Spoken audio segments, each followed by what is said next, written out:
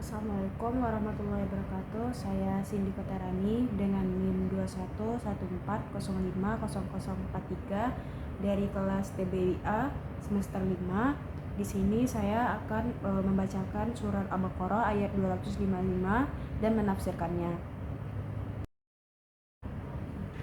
A'udzubillahi minasyaitonirrajim. Bismillahirrahmanirrahim.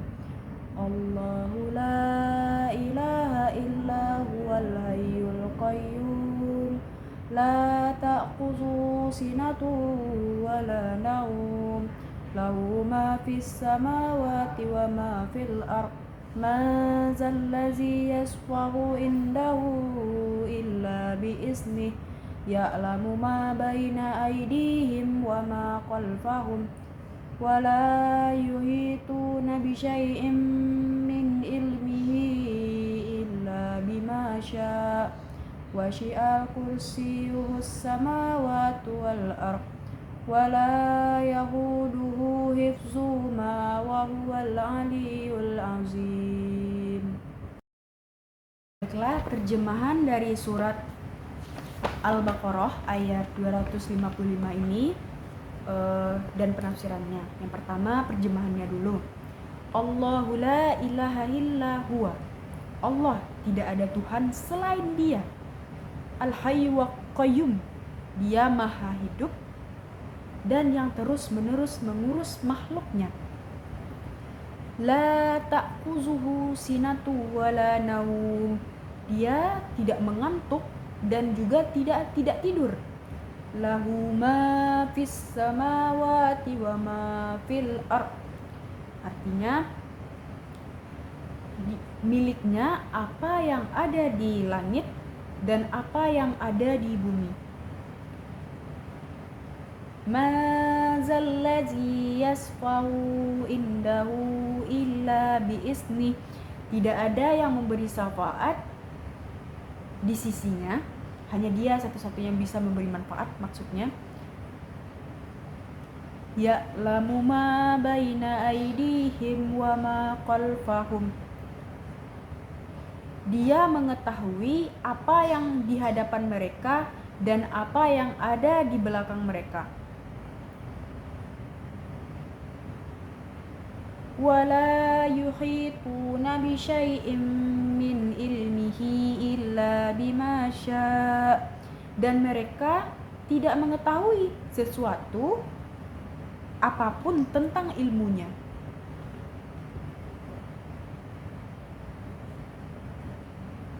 Wasi'a kursiyyuhus samawati wal ardh.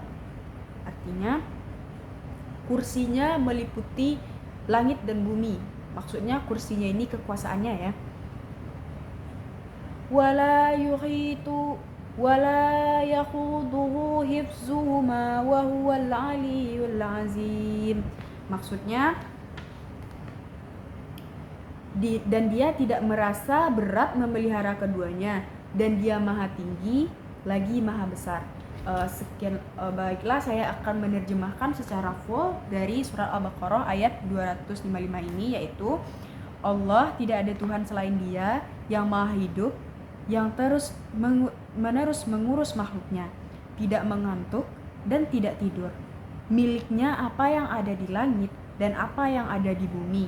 Tidak ada yang dapat memberi syafaat di sisinya. Dia mengetahui apa yang di hadapan mereka dan apa yang ada di belakang mereka, dan mereka tidak mengetahui sesuatu apapun tentang ilmunya, melainkan apa yang dikehendaki. Kursinya meliputi langit dan bumi, dan Dia tidak merasa berat memelihara keduanya, dan Dia Maha tinggi, Maha besar. Selanjutnya adalah tafsir dari ayat ini. Dari ayat surat Al-Baqarah ayat 255 ini, yang kita biasa kenal sebagai ayat kursi, itu menjelaskan tentang sifat-sifat Allah, eksistensi dari Allah tersebut. Jadi ayat ini menjelaskan tentang siapa sih Allah itu, bagaimana sih Allah itu. Ayat ini merupakan ayat yang paling banyak menyebutkan tentang sifat Allah, tentang bagaimana Allah, eksistensinya, apa yang dilakukannya. Dan bisa kita lihat di sini dalam ayat itu disebutkan yang pertama, tidak ada Tuhan yang berhak disembah selain Dia. La ilaha illahu. Jadi hanya Dia yang berhak disembah, tidak ada yang lain. Hanya Dia satu-satunya tempat semua makhluknya, tempat siapapun yang ada di bumi ini menyembah. Dia satu, Esa. Yang kedua yaitu ada kata Al-Hayyu, yang maha hidup dan maha kekal.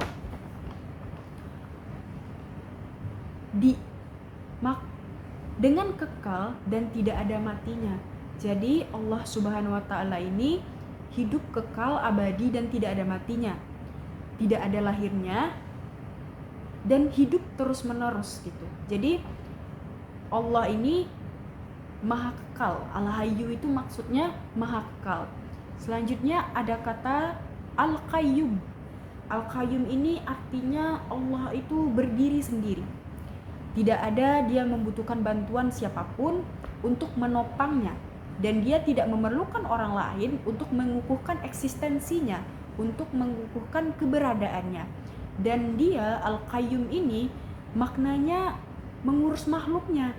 Jadi bukan dia yang diurus, malah dia yang mengurus makhluknya. Dia maha kekal, terus dia mengurus makhluknya.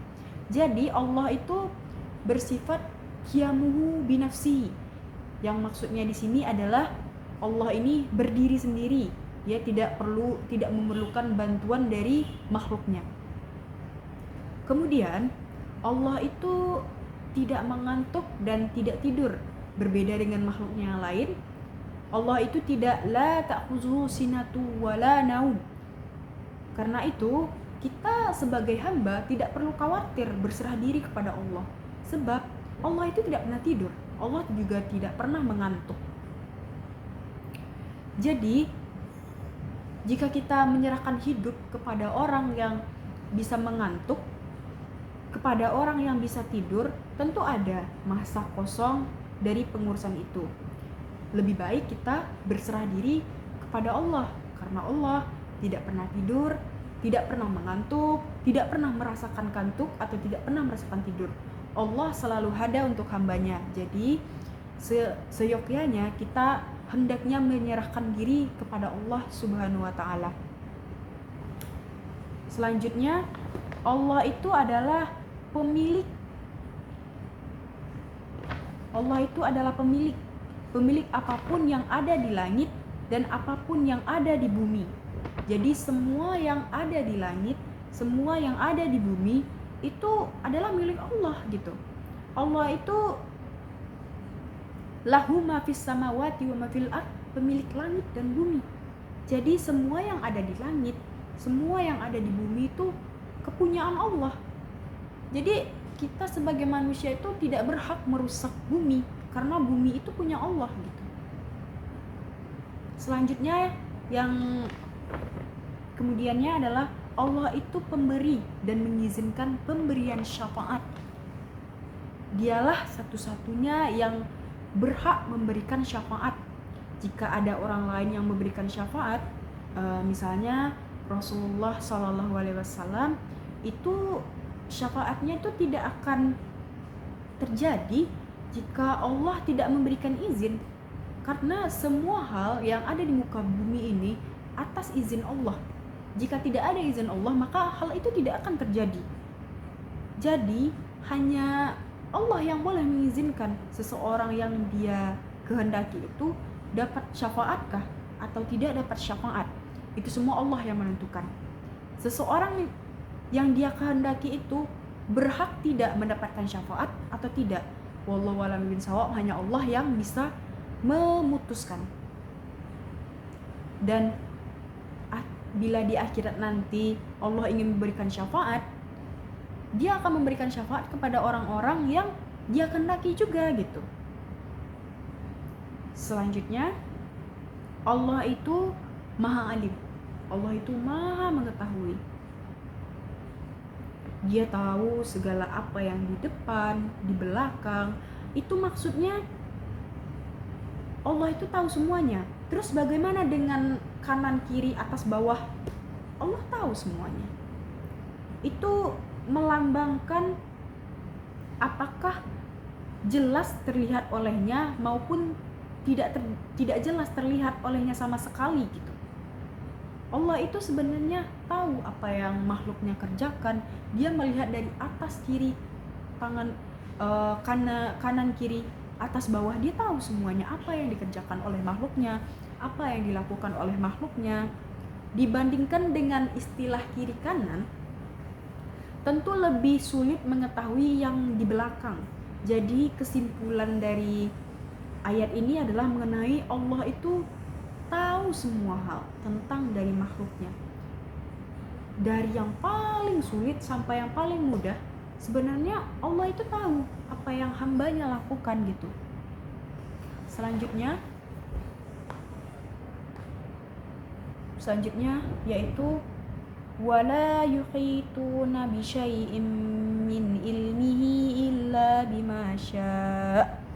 Manusia itu mendapatkan ilmu, mengetahui, bisa melakukan ini itu segalanya itu karena izin Allah.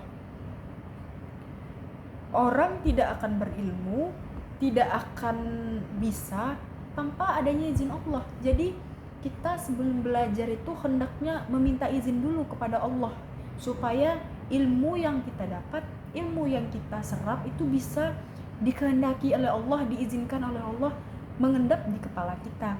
Jadi kita bisa mendapatkan ilmu dengan mudah karena adanya izin dari Allah. Makanya sebelum belajar itu disarankan berdoa dulu. Karena apapun yang ada di langit dan di bumi semuanya akan jalan jika hal itu diizinkan oleh Allah Subhanahu wa taala.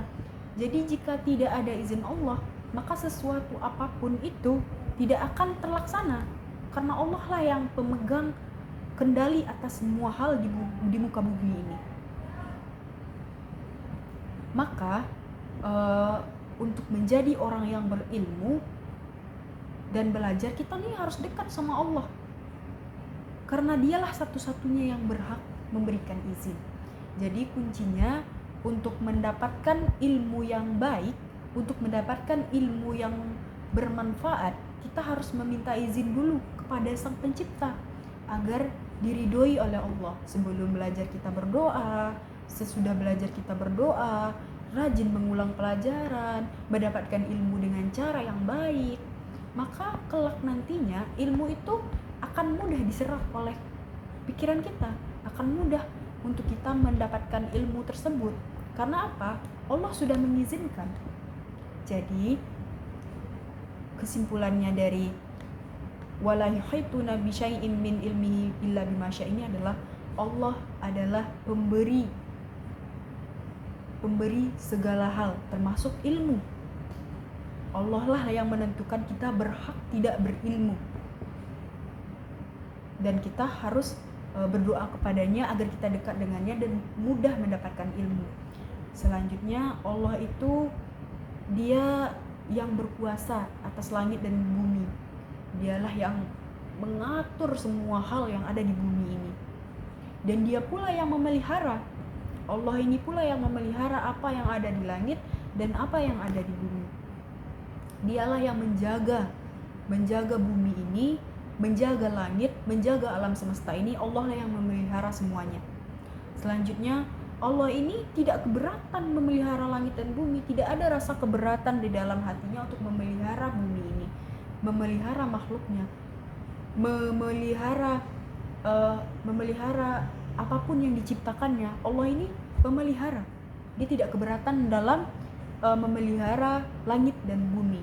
Selanjutnya Allah ini seperti yang kita tahu, Allah ini maha tinggi, maha besar. Tidak ada yang bisa menandingi kekuasaan Allah Subhanahu wa taala. Dia benar-benar tinggi, kuasanya lebih tinggi dari siapapun.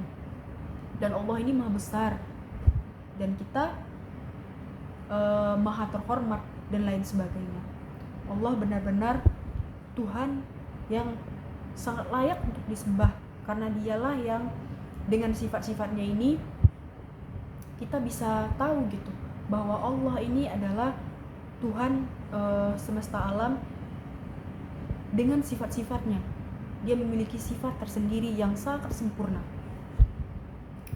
Kesimpulan dari surat Al-Baqarah ayat 255 ini adalah ayat ini menjelaskan atau memberikan pendidikan tentang akidah, tentang tauhid. Jelas di situ Allah menjelaskan tentang keberadaan Dia, eksistensi Tuhan, tentang apa yang Dia alami.